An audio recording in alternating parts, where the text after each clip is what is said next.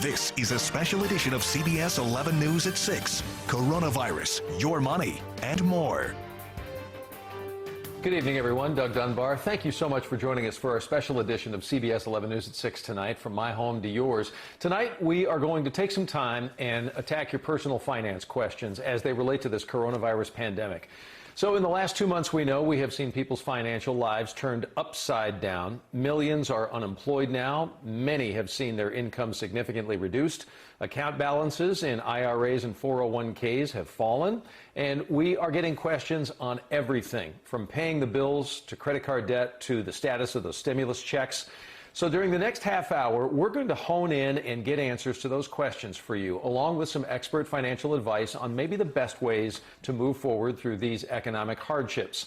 And one of the biggest concerns out there remains the frustrations in filing for unemployment. So that's where we'll start. It has been several weeks since the Texas Workforce Commission added staff, extended hours, and made other changes to help as many applicants as possible. I-Team reporter Brian New checks back in tonight with some of the people we have profiled recently to see if any of those changes at TWC have made a difference.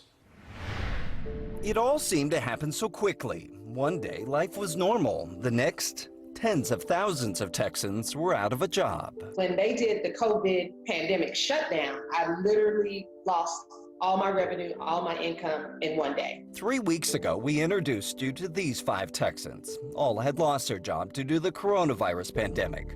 All were trying to apply for unemployment benefits, but at the time, none of them had been able to get through. I called them 1,500 times. It was over 1,000 times. There's nobody to call. There's no way to get anybody on the phone. Like, it's ridiculous. Since then, the Texas Workforce Commission added more than 1,000 new call takers, expanded its hours, and upgraded its phone lines and computer systems.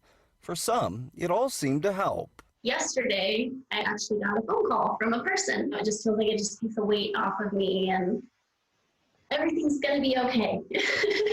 But while a record 1.8 million Texans have now successfully filed for unemployment claims, every day there are still more than 1 million calls into the Workforce Commission that go unanswered. It does me no good for you to tell me how many people you have helped, because I'm not one of those people. Out of the 5 we spoke with nearly a month ago, 2 have been able to successfully apply for benefits.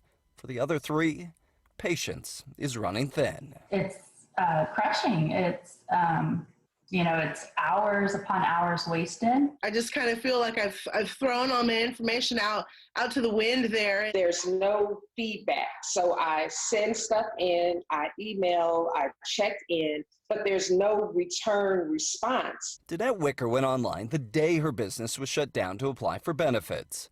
The Texas Workforce Commission says there were issues at first, especially with self-employed workers like Danette. But the state says that's all been fixed. But for Danette, who's still waiting, it sure doesn't seem like it. The reality is that here I am 30 days later. I have no more resources today than I did when they first announced the closures, not one. Danette says at this point she's thought about giving up on even trying to get unemployment benefits. But like so many, she knows she can't afford to. Every day is like walking a tightrope without a safety net. And they are supposed to be the safety net, but they're not.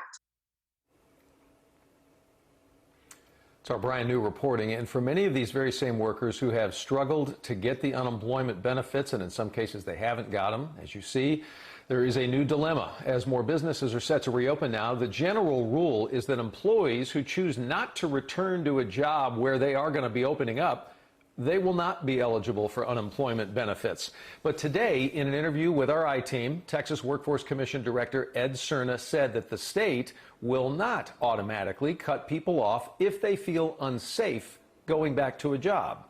We're not just going to cut anybody off because they don't want to go back into an unsafe situation. Now, there are probably individuals who simply say, look, I don't want to go back because I don't think it's safe. When the employer is following all the safety guidelines that have been promulgated, again, we'll look at that on a case-by-case basis.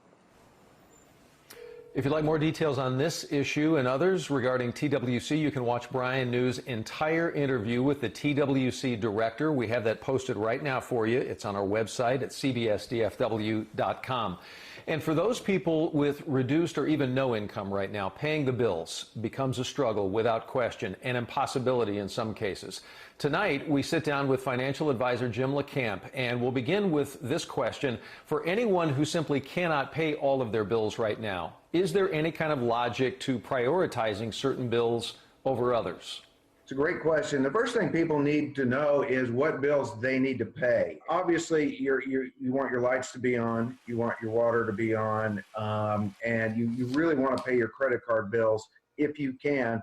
For no other reason than you're paying probably 19 to 30% interest on those bills anyway. And so I would work on those first, but then start calling around and see who will work with you. And what you're going to find is a lot of people will work with you now that wouldn't have before. And when you say work with you, Jim, does that mean allowing you to miss a payment without charging the interest for that month? What does that mean, work with you? Most likely all you're talking about is a reduction in your minimum payment. That's most likely all it's going to buy you time. The problem is it's not really buying you time. And the reason I say that is you're still likely going to have a very high interest rate on that. So the longer you put that off, the worse off you're going to be. Now, there's some things people can do now, and I think you're going to ask me about these, but you can pull money out of your 401k right now without your penalty. And if that's what... Yeah, so can I pause you there? Let's explain Absolutely. that, because the CARES Act did pull away the 10% penalty that would normally be in place if I wanted to grab money from my 401k and redirect it elsewhere. So the 10% penalty is gone, but you still have to pay taxes on that money when it comes out, correct? You're obligated for that, right? Yes. Okay, but if A lot you're of people are not going to be in high tax brackets in this situation. correct, but if you're in this moment and you do have some money in the 401k, your advice is what? I would rather pay taxes and not allow 19% credit card debt to build up. Personally, it's not ideal. I would rather not pull money out of my 401k. I would rather pull out every stop before I did that. For those who do have 401k or investment money in the market, what do you tell those people? Yeah, this is really an interesting and an unusual situation, Doug, because the market has never gone from an all-time high into bear market territory this fast, ever. So we're going to have a recession. It's hopefully will be a short-lived one, but bear markets, we climb out of them. Sometimes they take a year, sometimes they take 5 years, sometimes they take 7 years. The market's recovered from world wars, from every pandemic. This has been the worst one so far, but the market will recover because there's going to be companies out there that there's always going to be great companies out there doing well in the United States of America. So as long as we have an economy, the market will eventually recover. We've got more to talk about. We're going to continue our conversation with Mr. LeCamp in a moment, including best advice on what you should be thinking about for the next 3 to 6 months. What does that look like? And then, if you're still waiting on that stimulus check, you're not alone. We have a detailed update on timing of money coming, plus a possible hack for getting around that error message you may have gotten.